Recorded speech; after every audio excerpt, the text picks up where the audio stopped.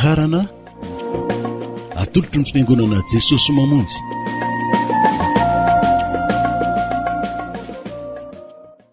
Vavakantsika melony androso ny mpanompon'Andriamanitra indray anambara ny tenin'Andriamanitra amintsika rehetra faly merabantsika rehetra izay manaraka ny fandaharana amin'izao fotoana izao.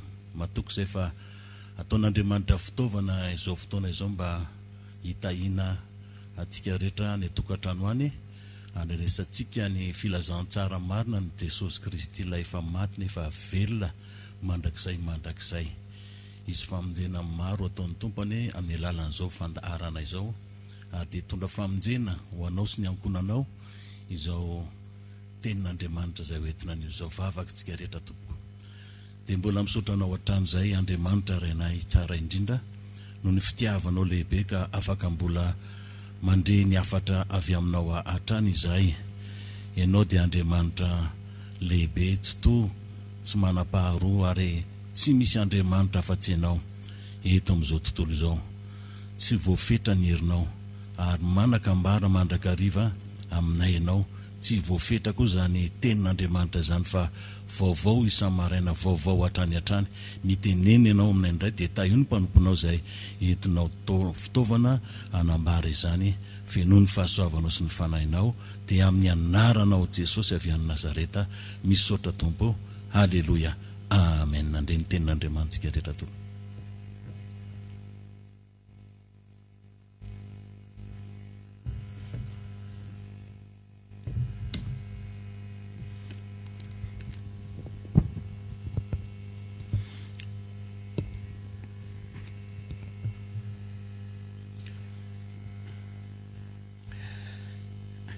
Faly mirabanao an-trany izay manaraka ity fandarana ity.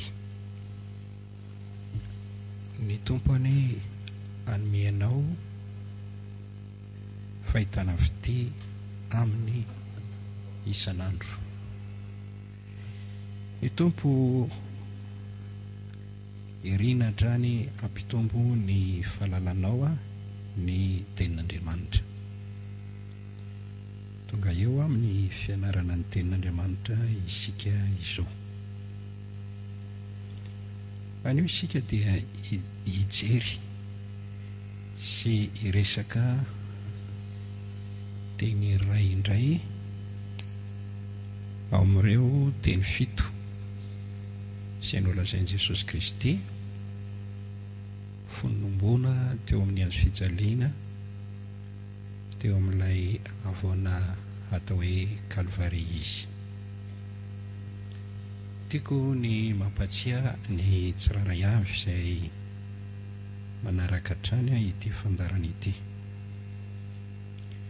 Efa nambarako tamintsika fa mpandinika ny Baiboly dia mahita sy mahalala fa nisy teny fito izay nolazain'i Jesosy Kristy fonombona teo amin'ny hazo fijaliana izy.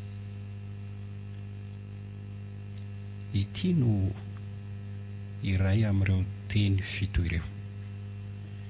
Andeha hovakintsika ao amin'ny Jaona toko 7:10 ny andininy 8:20. Filazantsara ny Jaona toko 7:10 ny andininy 8:20. Rehefa afaka izany dia fantatra Jesosy fa efa vita ny zavatra rehetra tamin'izay mba hatanteraka ny soratra masina dia hoy izy mangaitaeta aho. Toy izantsika ny avaky teny. Ary nisy bakoly feno vinaigitra nipetraka teo sy sponzy feno vinaigitra notohizana tamin'ny sopa ka nataony tamin'ny vavany.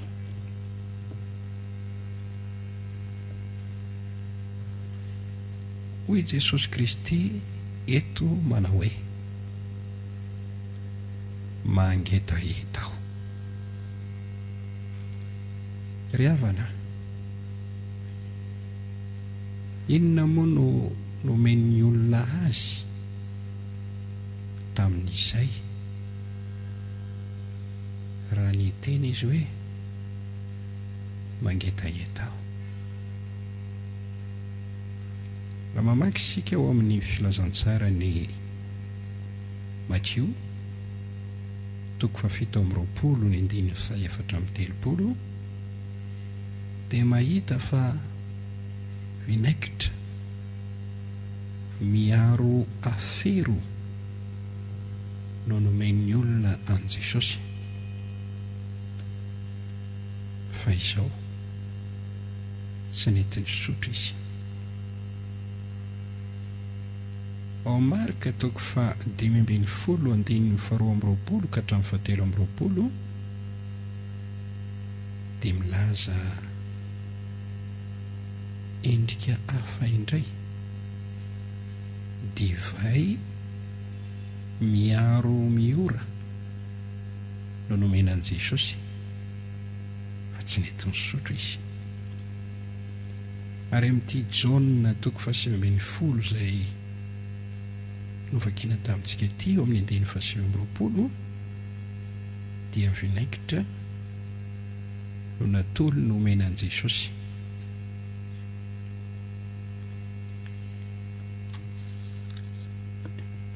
Raha nangetaheta Jesosy dia zavatra tahak'izany no nomen'ny olona azy. Lasa nieritreritra ka mametram-panontaniana hoe nahoana Jesosy Kristy no niteny hoe mangetaheta aho? Nefa tsy nisy nanome rano azy ny olona, fa zavatra hafa ankoatr'ilay notadiaviny no nomeny olona. Io fanontaniana eo dia ho valintsika araka ny tenin'Andriamanitra ao arindrinan'ity fampianarana ity. Fa manana zavatra telo ho resana aminao aho amin'izao fotoana izao. Voalohany, Jesosy Kristy nombona teo amin'ny hazo fijaliana tamin'ny fotoan'andro, na koa hoe Jesosy Kristy voaombo ka maty teo ambonin'ny hazo fijaliana. Hoy Paoly Apôstôly, fa nini tsy ahafantatra na inona teo aminareo aho afa-tsy Kristy, ary izy voaombo tamin'ny hazo fijaliana. Hitanao zany amin'ny Korinthiana 1:2. Ary misy tena raika ao nambaran'i Paoly, fa sanatria raha mba misy ataoko rery afa-tsy ny hazo fijalian'i Jesosy Kristy tompontsika, izay navoaombo izao tontolo izao tamin'ny hazo fijaliana, raha ny amiko ary izaho kosa raha ny amin'izao tontolo izao. Voasoratra ao amin'ny Galatiana 5:14 izany. Teny ray hafa koa. Fa ny fitoriana ny hazo fijaliana dia fahadalàna amin'izay very. Mareo ny hoe fahadalàna amin'izay very ny fitoriana ny hazo fijalian'i Jesosy Kristy. Fa herin'Andriamanitra amintsika izay voavonjy. Ao amin'ny Korinthiana 1:17.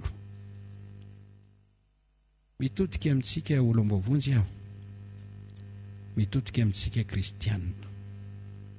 Fantaro fa herin'Andriamanitra amintsika ny mitory sy manambara ary mandre ny fitoriana an Jesosy Kristy nombona teo amin'ny azo fijaliana tamin'ny fotoanandro.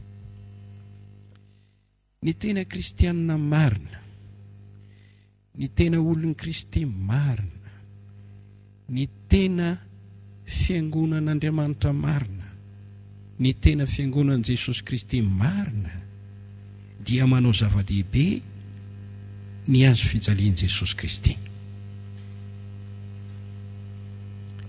Hitanao moa fa be dia be ny kristianina miravaka ireny azo fijaliana ireny, vita amin'ny hazo, vita amin'ny volafotsy na vita amin'ny zavatra hafa, iambozonany na ataony sary sikotra kapetrany eo amborony na ao an-trano. Tsy fantatro hoe inona no tena anton'ireny. Angamba marika sy famantarana hita ivelany fa kristianina izy, na koa hoe te hisaintsaina ny amin'ny azo fijalian'i Jesosy hatrany hatrany izy. Amin'ny kristianina dia zava-dehibe ny azo fijalian'i Jesosy. Ny trano fivavahana kristianina rehetra dia saika ahitanao azo fijaliana avokoa, na iny ivelany na ao anatiny. Ny firana ampiasain'ny kristianina na ny tononkira kristianina rehetra dia ahitana teny momba ny azo fijalian'i Jesosy avokoa. Azo fijalian'i Jesosy Kristy no ambarany ao amin'ny hirany sy ny tononkirany. Eny fa na hatramin'ny fasana aza dia sina azo fijaliana. Ny kristianina no nanomboka an'io, satria zava-dehibe loatra amintsika kristianina n'ilay azo fijaliana. Manao zava-dehibe ny azo fijalian'i Jesosy ny kristianina raha mandray mifanasan'ny tompo izy, na isam-bolana na isan'andro, dia mifantoka amin'ny fibanjinana ilay sorona nataon'i Kristy izy amin'izany. Mamantatra ny tenan'ny tompo, mahatsiaro izay nataon'i Jesosy Kristy ho azy teo ambony azo fijaliana. Hoy ny apôstôly Paoly eo amin'ny Timothée voalohany toko 2:7 hatramin'ny 7. Jesosy Kristy izay olona sady nanolotra ny tenany ho avitra isolony maro dia zavatra fitory amin'ny fotoanandrony. Ny andininy 9 amin'ny toko 9 no lazakio no laza izany. Inona ary ny tiako atongavana? Tiako ho fantatrao fa tamin'ny fotoanandro dia nisy zanak'Andriamanitra, ny anarany atao hoe Jesosy Kristy, nombona teo amin'ilay ny azo fijaliana, teo amin'ilay toerana iray atao hoe Kalvari na Ikaranto. Nandrotsaka ny rany soa ho antsika olombelona mpanota teo ambony azo fijaliana Jesosy. Novonoana teo izy, maty ny soloeloka antsika teo izy, mba ho famonjena sy fitahiana ary fanavotana ho antsika. Hoy ny soratra masina, Kristy nanavotra anay tamin'ny ozony ilalàna, satria tonga voaozona ho anay izy. Fa voasoratra hoe voaozona izay rehetra miantona amin'ny hazo, mba ho tonga amin'ny jetilisa amintsika ny fitahianan'i Abrahama ao amin'i Kristy, ary mba ho raisintsika amin'ny finoana ny teny fikasana ny amin'ny fanahy masina. Galatiana toko 7 indiny 17 ka hatramin'ny 17.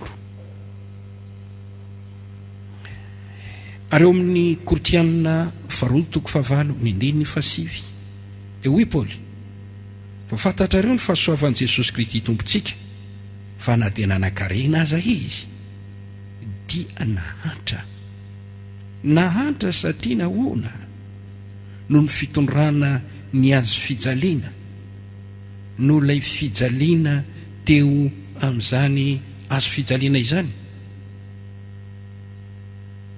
Tonga nahatra noho ny fahoriana ny aretany Jesosy Kristy zanak'Andriamanitra.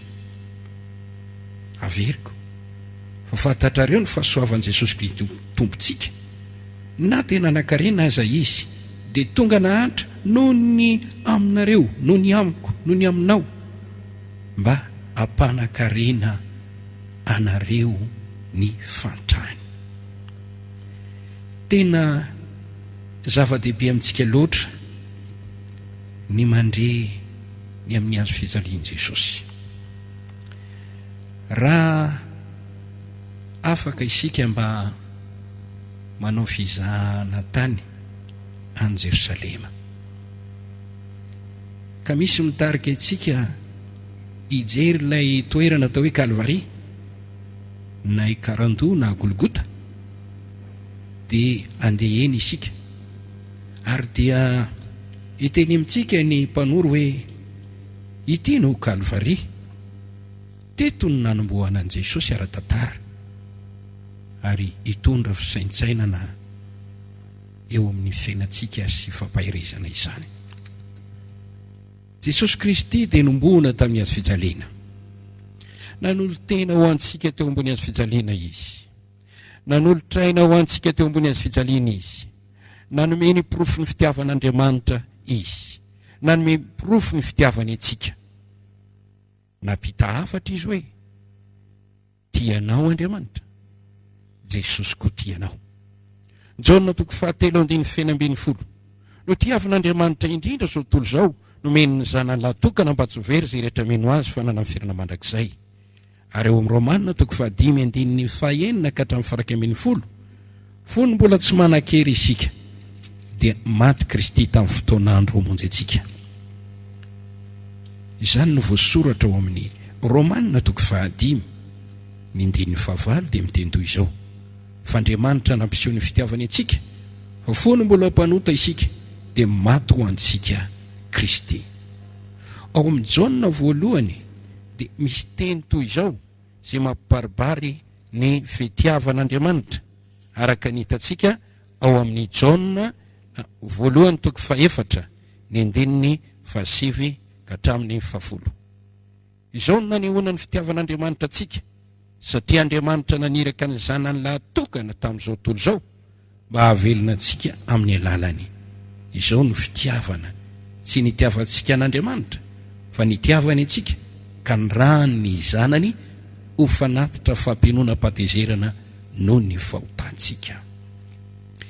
Halan'Andriamanitra ny ota ary tsy tia ny aina amin'ny fahotana isika. Noho izany dia niady tamin'ny fahotana izy. Jesosy zanany koa dia nirahany nanatanteraka an'izany ady izany, nanamboatra lalana ahafahana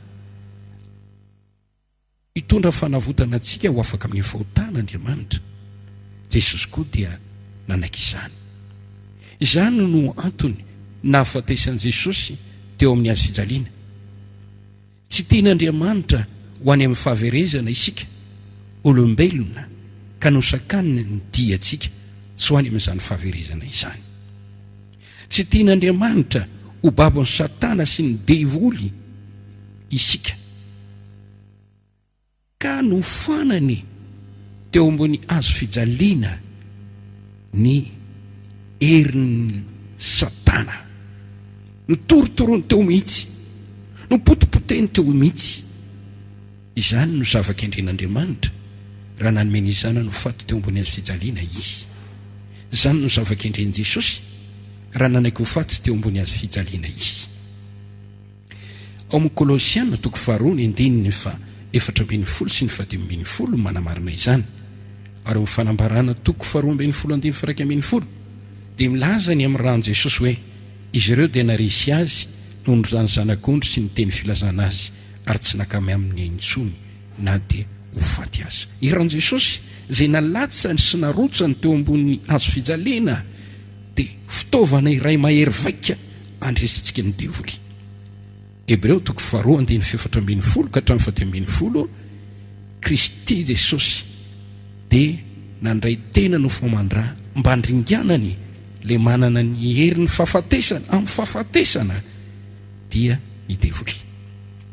Famantaran-dalana io Jesosy na antona teo ambony hazo io dia toy ny miteny hoe aza makany amin'ny elo. Sakanan'Andriamanitra mihitsiny dia itsika tsy ho any amin'ny elo, tsy tia ny aina amin'ny vahontana isika. Izany no mahatonga ny tenin'Andriamanitra nambaran'i Paoly hoe izaho dia nini mihitsy tsy alalana inona na inona fa tsy zao ihany Jesosy Kristy, indrindra izy voaombo tamin'ny hazo fijaliana. Teny amin'ny hazo fijaliana hoy Paoly dia fahadalana fatafitoinana amin'ny olona izay ho very, fa amintsika izay voavonjy-kosa dia herin'Andriamanitra izany. Manoro hevitra anao aho, tiako ianao amaky tsara ny Baiboly ary mamerimberina manara-maso tsara atsipiriny ny fijalian'i Kristy sy ny fieritany ary indrindra ny fomba nahafatesany teo ambony hazo fijaliana. Zava-dehibe ny hazo fijalian'i Jesosy. Matoa Paoly apôstôly miteny hoe tsy misy ataoko rere afa-tsy zao ihany ny hazo fijalian'i Jesosy. Nini aho tsy afantatra ninninona afa-tsy ny hazo fijalian'i Jesosy. Angamba dia veriny olona tery saina izy ity foahadala mihitsy, tsy misy ambety teniny, tsy misy vetindresaka. Jesosy maty teo amin'ny hazo fijaliana. Raha tenenina eto izany dia manakafatra amin'ny olona rehetra aho amin'ity anio ity. Mijerena Jesosy ilay nombona teo amin'ny hazo fijaliana tamin'ny fotoan'andro. Mijerena izay nataon'Andriamanitra ho anao. Mijerena izay nataon'i Kristy ho anao. Banjino ny hazo fijaliana dinio izany, evero izany, ino izany, raiso ampinoana izay nataon'Andriamanitra ho anao. Mivavaha amin'ny fo mba ho tanterako amin'ny fiainanao ny tanjon'Andriamanitra izay nanomeny zanany ho faty teo ambony hazo fijaliana. Mangata amin'ny anaran'i Jesosy mba ho voasasany ran'i Jesosy ianao, mba azo antoka ny amin'ny fanavotana sy ny famonjena. Raha manao izany ianao dia ho tahina mihitsy. Iresaka kely ny asan'ny fanahy masina aho. Ny fanahy masina dia misy ary tena manao asa lehibe. Ao amin'ny filazantsarany Jaona 9:9-12. Ny fanahy masina raha tonga eto amin'izao tontolo izao dia mampiaiky izao tontolo izao ny fahotana. Ny fahotana satria tsy mino an'i Jesosy. Mampiaiky izao tontolo izao ny famarinana satria Jesosy makany amin'ny ray. Mampiaiky izao tontolo izao ny fitsarana satria ny indrinan'izao tontolo izao dia efa voatsara. Ao amin'ny Jaona 2:20-11 no milaza izany amafisiko. Ary ao amin'ny Jaona 2:20-3 dia milaza Jesosy manao hoe ny indrinan'izao tontolo izao dia efa notsaraina ary norohana. Jaona 2:20-3 tonga ankehitriny ny fitsarana izao tontolo izao ary ankehitriny ny andrinan'izao tontolo izao norohana. Taiza moa no natao ny fandrohana ilay andrinan'izao tontolo izao? taiza le natao ny fitsarana azy. Tiako no miteny aminao fa teo ambony azy fijaliana, teo no nanorotorona ny asan'ny devoly. Ko rehefa tonga ny fanahy masina dia maneho antsika ny asarobidiny io Jesosy nombona tamin'ny azy fijaliana matoantsika sy nandatsaka ny rany io. Fanahy masina dia vavolombelona manambara an' Jesosy. Jaona 5:20 mankalaza an' Jesosy. Jaona 5:24. Ny fanahy masina anomeanao fahitana ao amin'ny sainao, ao amin'ny masom-pananao, amin'ny eritreritrao, ary hitondra sary tahaka n'ireny video ireny mihitsy ao amin'ny fanahinao, mba hijerenao ilay nomboana tamin'ny azy fijaliana tamin'ny fotoanandro dia Jesosy Kristy tompo izany. Tsy izany va no voalaza ao amin'ny Zakaria 2:12. Ahitiko amin'ny mponinan'i Jerosalema sy ny taranak'i Davida ny fanany fahasoavana sy ny fanany fifonana, dia jery azainy ho le fonina izy. Fahitana move ny zava-misy amin'izao fiainana izao, ireny video ireny tsy mirakitra ny ahorona tsara izay nalaina tamin'ny fotoanandro. Tsy mamela antsika ho jamba ny fanahy masina, manome antsika fahitana anaty ny amin'ilay Jesosy nombona teo amin'ny azy fijaliana. Izany no fahatsapako amin'ny fotoana rehetra.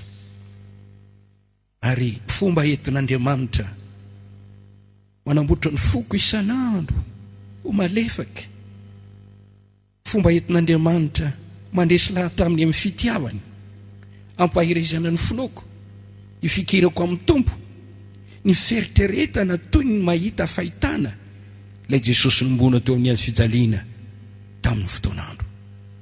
Izao ihany ny zavatra tonga ao anatin'ny saiko hoe izao no nataon'Andriamanitra ho ahy, izao no nataon'ny Kristy ho ahy, inona kosa no mba hataoko ho an'i Jesosy? Ny fanekenan'i Jesosy ho tompo sy mpamonjy dia asan'ny fanahy masina. Anampy anao anie ny fanahy masina, atonga anao anaiky an'i Jesosy Kristy ho tompo sy mpamonjy ny tenanao manokana. Amin'ny Korinthiana 2:2-7. Tsy misy olona ampitenen'ny fanahy masina ka na hoe voaozona Jesosy Kristy, ary tsy misy olona afaka ilaza fa Jesosy ny tompo raha tsy avy amin'ny fanahy masina. Lotera dia niteny tamin'ny fotoanandro manao hoe tsy heriko natanjako no nahaizako nanaiky fa Jesosy ny tompo raha tsy noho ny herin'ny fanahy masina. Ao amin'ny Jaona 1:4-7 dia milaza hoe aza mino ny fanahy rehetra, izao toetra ny fanahy avy amin'Andriamanitra na tsy, fa ny fanahy avy amin'Andriamanitra dia mitondra anao ho amin'ny fandresen-dahatra hoe tonga tamin'ny nofo Kristy, tonga tamin'ny nofo ilay Andriamanitra izay tonga hamonjy. Fa ny fanahy tsy avy amin'Andriamanitra dia manday izany. Izany no ny fanahy ny Antikristy. Fanahy masina miasa mampino antsika an'i Jesosy, mitarika antsika ino hoe zanak'Andriamanitra izy. Izany ene no tenenin'i Jesosy tamin'ny Petera, araka ny voalaza ao amin'ny Matthieu 5:20 izay ranany tamin'ny ny hevitra izy ireo izy.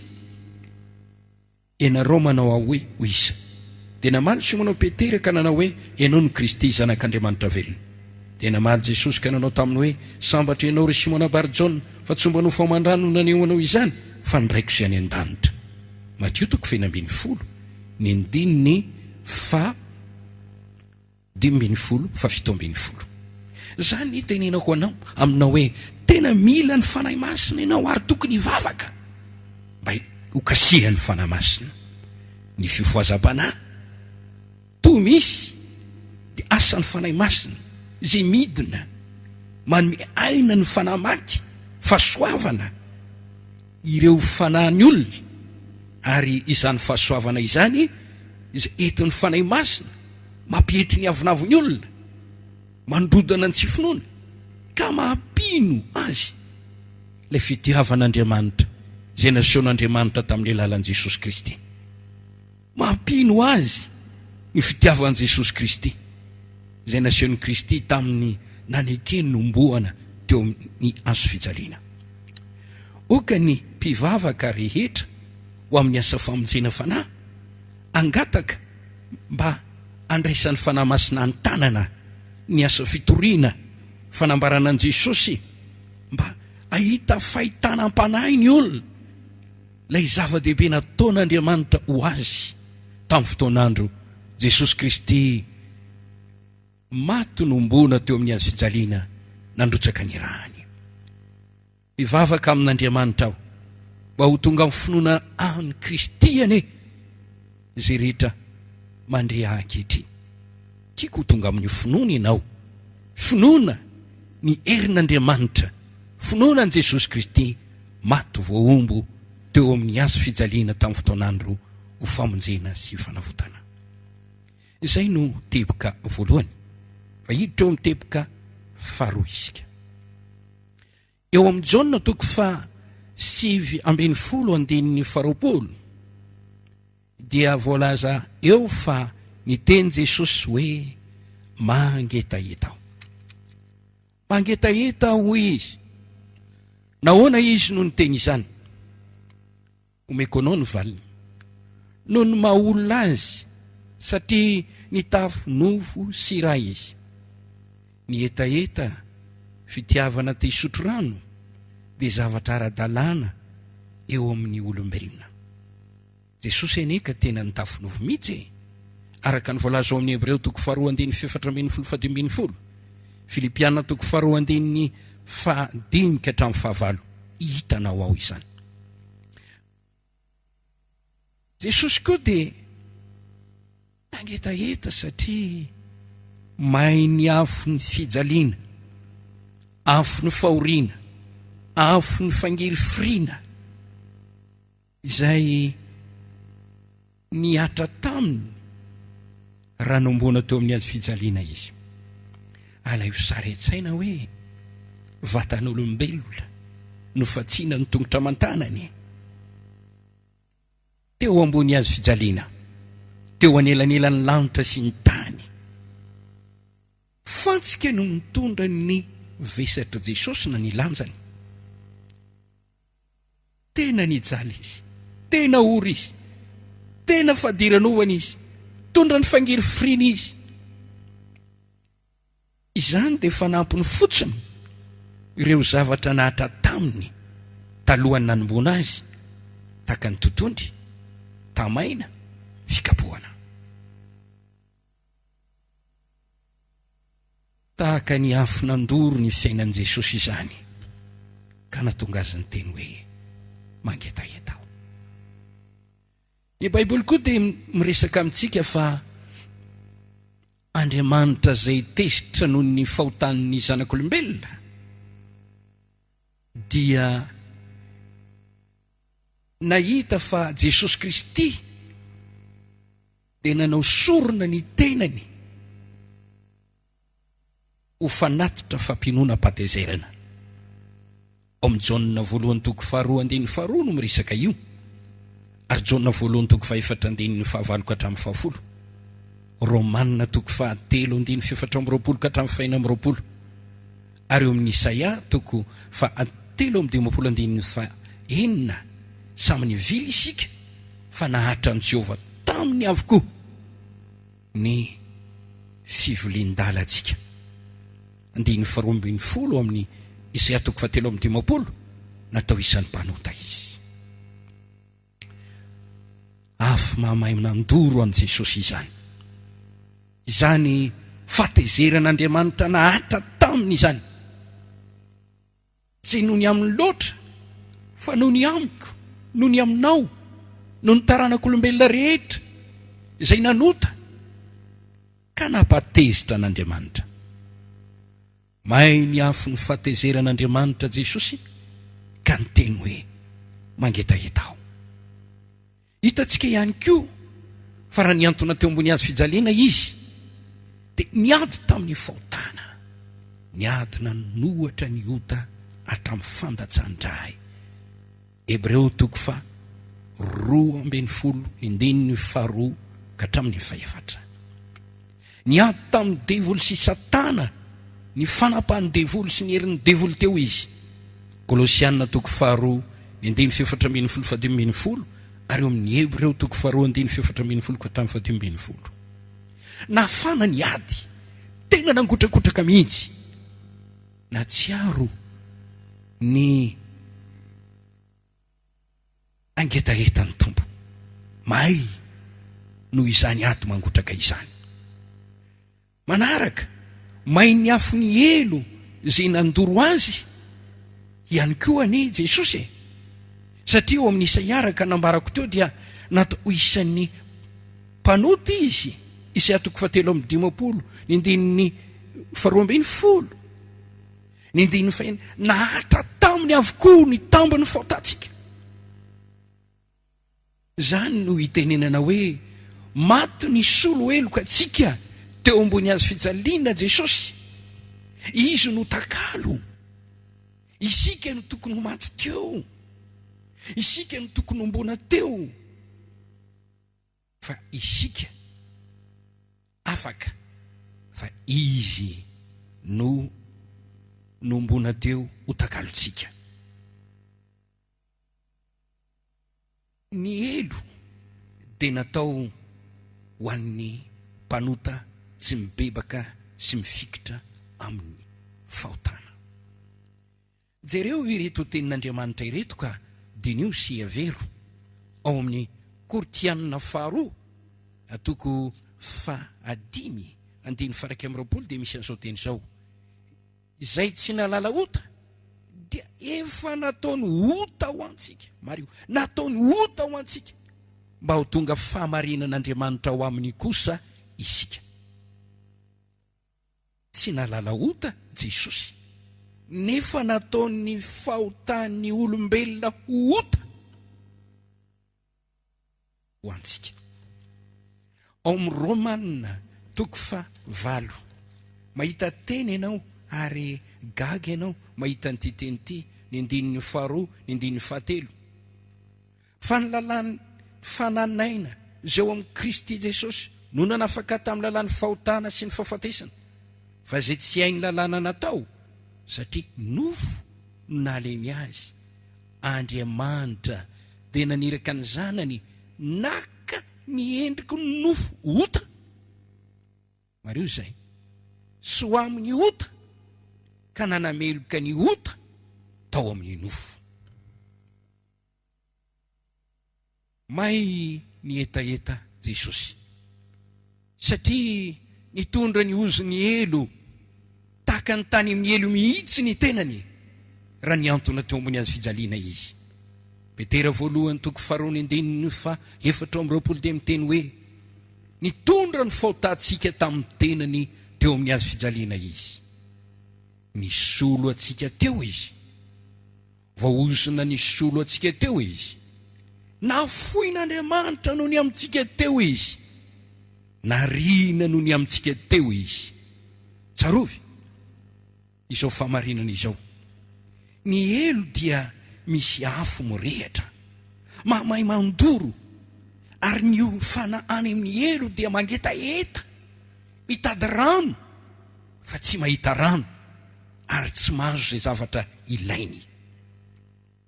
Ny elo ane dia toerana fanariana ny olona na ny fanahy, natao an'ny devoly sy ny anjeliny izy io. Rehefa nafoin'Andriamanitra Losifera sy ny mpiara-dia taminy, dia nariny any amin'ny elo toerana fahaverezana. Misy afo mahay mandoro, tsy mahitsy mangetaeta mitady rano zay any. Koa rehefa nataony fahotany olombelona ho ota Jesosy, dia nombona teo amin'ny azy fijaliana ka natao isan'ny mpanota. Ny fahatezeran'Andriamanitra dia nahatra taminy, ary ny elo dia takany natao teo aminy. Nangetaeta izy fa tsy nisy rano nomena azy. Jereo le mpanan-karena voalaza ao am-bokin'ny Lioka toko 2:10 andiny 7:20. nijaly tao amin'ny elo ka niteny hoe fadiranovanao ato anatin'ny tely lafo ity mba irao ale Lazarosy anatoboka ny tendry ny ratsatany amin'ny rano mba ampagnatsika ny lelako fa fadiranovanao eto amin'ny tely lafo ity. Ry havana, tsy mbola nahita ny elo ianao ankehitriny fa tiako ianao ino izay lazainy ten'Andriamanitra. Misy agny olona mahazo fagagana ampahitana ny elo nefa tsy maro izany tsy fahitana ny andehanantsika fafinoana. Tokony ino ny tenin'Andriamanitra ianao fa misy io toeram-pijaliana io, toeran'ny fahaverezana anarian'Andriamanitra ny ratsy fanahy izay nanompo devoly sy nanao ny sitrapony devoly. Mivavaka aho mba hosakanan'Andriamanitra ane ny dianao sy ho any amin'ny elo. Asian'Andriamanitra tsilo ane ny lalanao mba tsy hiazakazanao na hitohizanao makany amin'ny elo.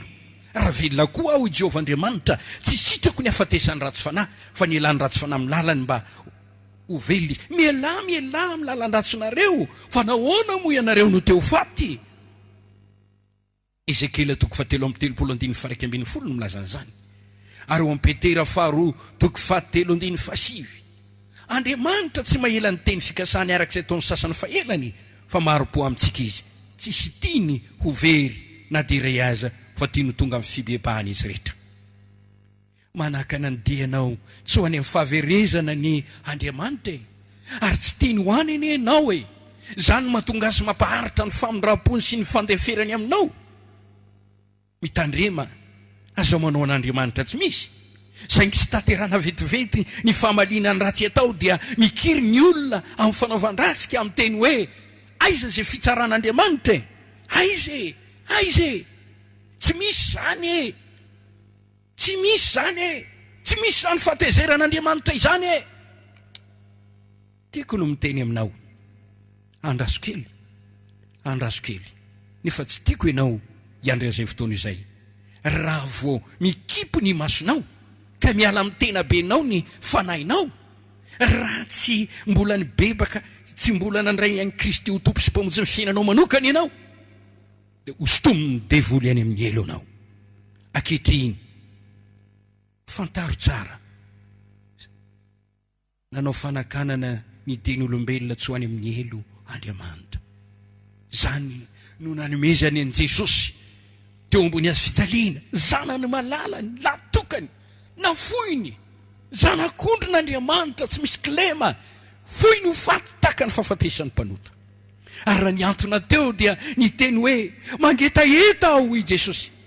Kanefa inona moa no nomeny olona azy? Tsy nisy na inona nomeny olona azy. Divay miaro zavatra, vinaingitra miaro zavatra, zany mba natolo ny olona azy. Mafy izany. Kanefa natao teo amin'i Jesosy izany. Tsarovy tsara fa izao fahoriana nieretan'i Kristy teo ambony azy fijaliana izao fijaliana izay nieretan'i Kristy teo ambony azy fijaliana izao fangirifirina izay nieretan'i Kristy teo ambony azy fijaliana izao dia anjoany mpanota izay mandany famonjeny Jesosy Kristy sy ny fitiavan'Andriamanitra amin'ny fotoana ialany eto amin'ity zao tontolo zao ity any aparany. Eny mahafilavitra aza ny azo am-panota raha ampitana amin'izay fahoriana nanjoan'i Jesosy teo ambony azy fijaliana. Ny fijalian' Jesosy teo ane ka niserana ihany, vetivety ihany, tapitra ny ainy dia nalevina izy rehefa afaka teloana, tsangana tamin'ny maty izy dia velona izy, avy eo izy niakatra amin'ny voninahitra any an-danitra. Fa ny fijalian'ny fanahy mpanota kosa any amin'ny elo dia mandrakizay tsy tahaka ny fonja hoe migadra 3 taona, migadra 10 taona, migadra 70 taona, tsy ho izao fa rehefa makany amin'io fonja ny elo ianao aoriana ny nafatesanao satria nanao faotana zay tsy afanao miaraka amin'Andriamanitra ianao dia hijaly mandrakizay ny amin'ny elo ianao. Matthieu 5:19-20, Fanambarana 4:12-20, fahaverezana mandrakizay. Aza mety ho fitahana ianao, misy mantsolona amin'ny teny hoe tsy isy zany fahaverezana mandrakizay zany ka nahoana ary no misy ny fiainana mandrakizay? Raha misy ny fiainana mandrakizay dia izy koa ny fahaverezana mandrakizay izay tsy mino fahatezeran'Andriamanitra eo aminy fahaverezana mandrakizay any amin'ny elo. Misy miteny hoe Andriamanitra fitiavana ve dia anao an'izany? Ry hava malala, ekeko ny mafitiavana n'Andriamanitra, tena fitiavana tokoa izy. Kanefa io Andriamanitra fitiavana io ane no nanolotra an' Jesosy nombona teo amin'ny hazo fijaliana. Io Andriamanitra fitiavana io ane no namela an' Jesosy nijalijaly sy napahoriana sy niatrika fahoriana mangidy ka na dia nangataka rano aza tsy nahazo. Aoko fantatrao ny toe-pon'Andriamanitra fitiavana tokoa izy, mitady fomba amonjenanao amin'ny fomba narivony. Ito zao toriteny renao androany zao, mety efa nandre talohan'ny ty ianao. Fitiavan'Andriamanitra ny fahoriana ampandaloviny ny fiainanao.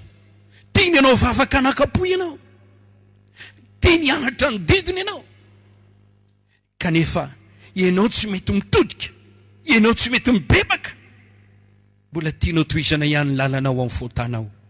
Miangavy ianao re aho e, atsaharo dianao makany amin'ny fahotana. Anio ny andro famonjena, mibeba fefakaiky ny fanjakan'Andriamanitra. Fotoana tokony hitadiavanao an'Andriamanitra izao. No tiavin'Andriamanitra indrindra zao tontolo zao nomeny ny zanany latokana mba tsy ho verizeritra mino azy. Andriamanitra tsy naniraka ny zanaka nameloko an'izao tontolo zao fomba amonjeny zao tontolo zao ny alalany. Zay tsy mino dia voaheloko raha teo ary ny fahataizeran'Andriamanitra mitoetra eo aminy. Zany voasoratra amin'ny Jaona filazantsara toko 7:5-7:9-30.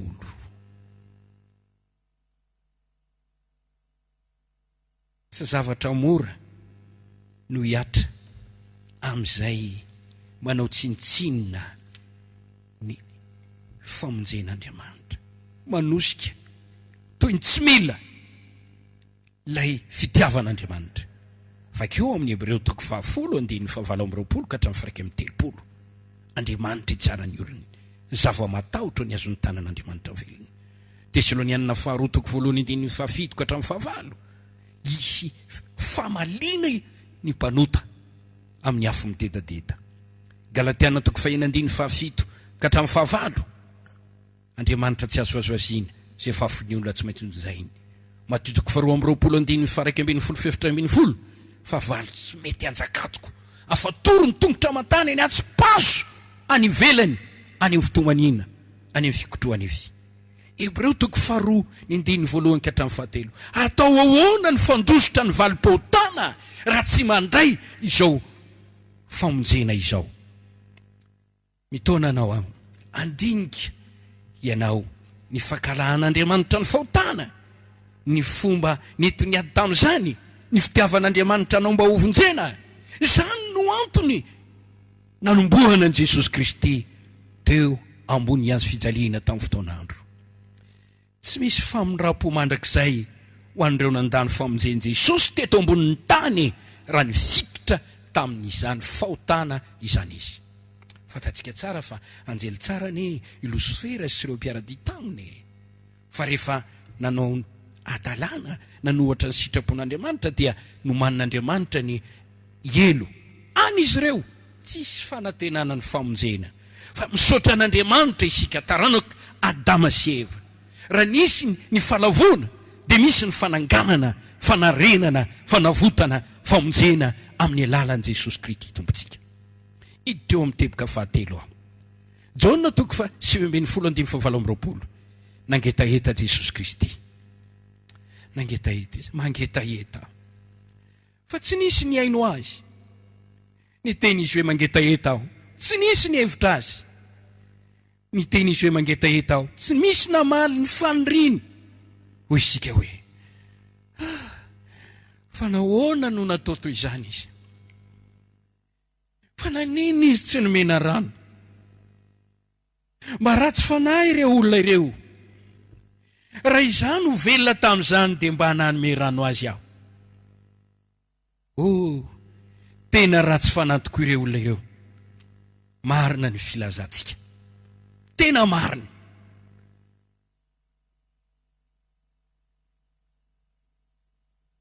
ankehitriny isy taonan'izay tsika hoe mbola mangetahetany Jesosy hatramin'izao saingy tsy etaetany rano intsony, tsy hoe etaetany rano intsony, sady tsy eo ambony azy fijaliana izy no maneho ny etaetany, fa eo an-tanakavanany ray ao amin'ny voninahitra izy no maneho ny etaetany. Izao no ilainy ny fonao. Indro mitsangana eo am-baravarana izy ka mandondona. Raha misy meno feony ka mamono varavarana dia hiditra ao amin'izy. Hitantsika izany ambokiny fanambarana toko 7 ny andininy 7:20. Ny fonao no tadiavan'Andriamanitra. Mangetaheta azo ny fonao izy. Ny fitiavanao no tadiavan Jesosy. Mangetaheta azo ny fitiavanao izy. Makaiza moa izao ny fitiavanao? Tiany hiainao mba hanolotra ny fitiavanao azy. Ny fiainanao ray manontolo no teny mba hanjakaina.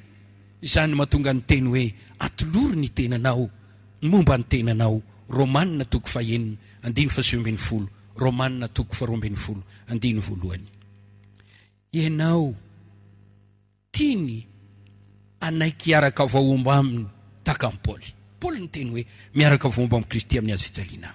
Ianao anao an'i Kristy ho antony havelomanao taka amin'ny Paoly. Filipianina toko 1:20. Kristy no antony havelomako. Ianao tiany ho vavolombelona, ianareo ny vavolombeloko.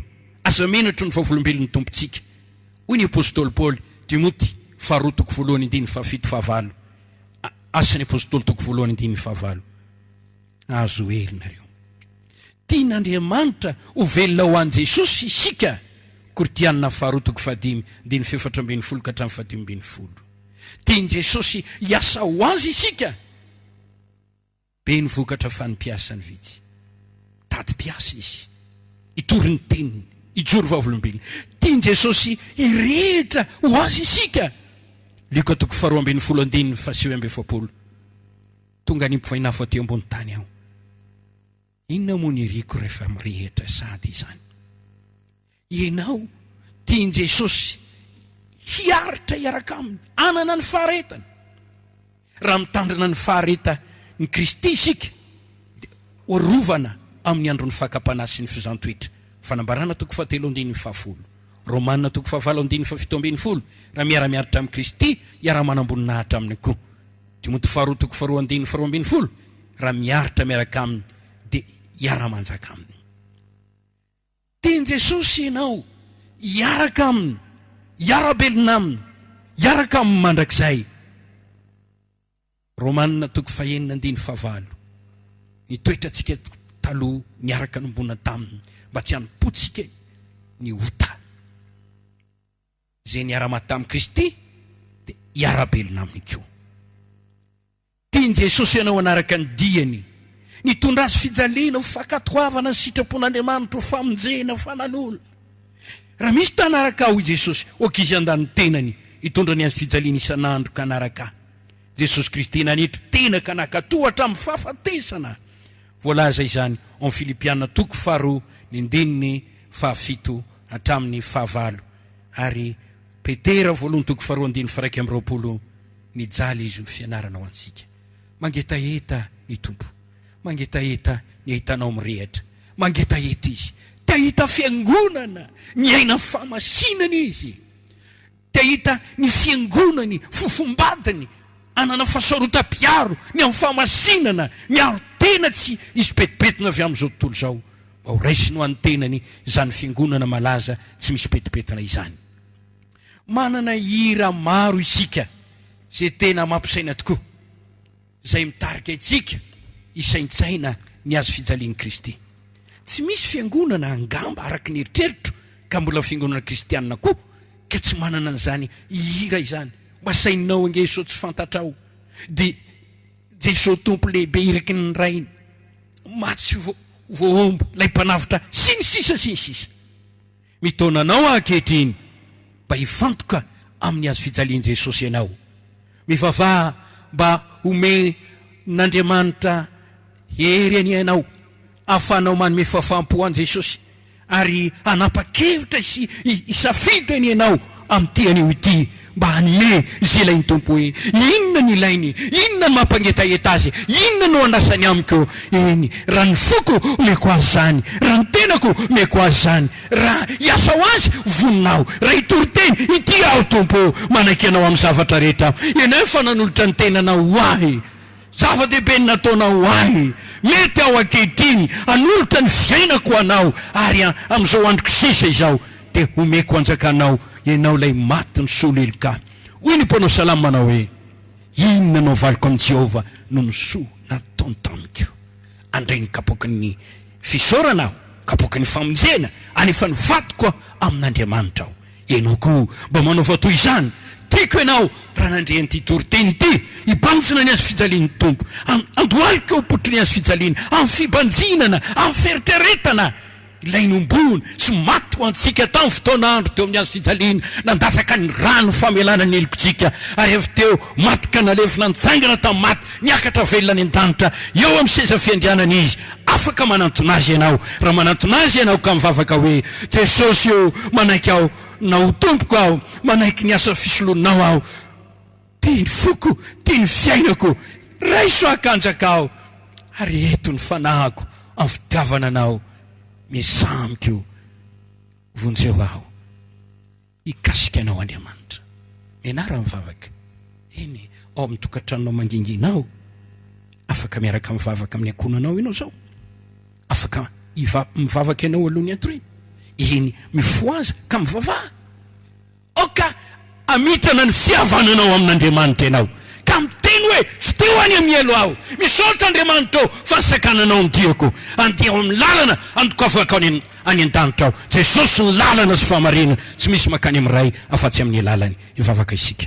Andriamanitra misaotranao ny foko manontolo, afaka nitoro zany teny zany, asitomboka se amariny ny teninao, meo fahitana lay asa fisolonao ny olona rehetra, ary meo azy ny fotorotoro sy mangorakoraka, dia hisaotranao izy, ary andray ilay sorona nataonao dia ianao maty ho azy, ianao nalevina sy nitsangana tamin'ny maty ho famonjena azy. Abizy afantatra velona monjy azy ianao, vonjeo izy amin'ity anio ity, raha mibebaka sy mino anao ka mivavaka aminao amin'ny anaran'i Jesosy anaovana isany vavaka izany. Amen. Misaotra an'Andriamanitra isika riavana noho izany tenin'Andriamanitra nomeny atsika androany izany indray. Tena fitiavan'Andriamanitra ary tena fanakanana tsy ho any amin'ny elo, misy ny elo. Za zao dia tao anatin'ny anisan'ireo olona hoe tsy misy mino fa tsy nino fa misy zany elo zany, salasala. Ary dia rehefa marary aho tamin'izany satria mpanompo sampo be izahay, nisy tranorazana zay dia olona mpamosavy nanofana io trano io, 7 taona tsy nandofa trano, niala tao, zay mipetraka tao, dia volony tao atokantranonay. Rehefa marary dia ohatra nidina any amin'ny lavaka lalina tsisy fiafarana zany ny tenanay, natsapan'izany dolo zay tao tokantrano, tena fahoriana fijaliana. Taty oriana dia nandray an'i Jesosy novonjen'ny tompo a, namaky baiboly dia nazavainy zany tenin'Andriamanitra nitoriana taminao teo zany a, tena nino ary havana fa misy ny elo, misy zany afo be zany hotsika malagasy. Te andositra an'izany a, ary dia nivavaka mafy a, nanolo tena ho an'i Jesosy mba hovonjena. Saotra ny tompo fa dia nanova ny tompo a, dia anao an'izany eo amin'ny fiainanao koa ny Andriamanitra riavana, mba azonao mandositra zany fahoriana izany, mangetaeta ho Jesosy, mangetaeta.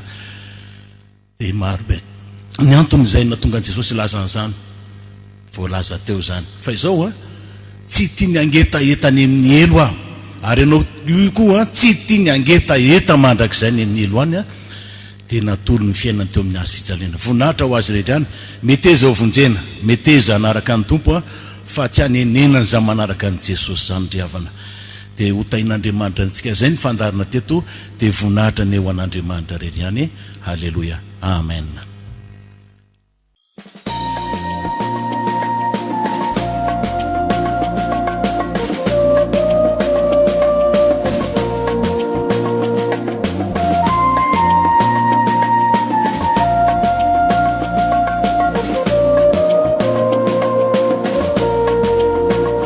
fandaharana atolotry ny fiangonana Jesosy mamonjy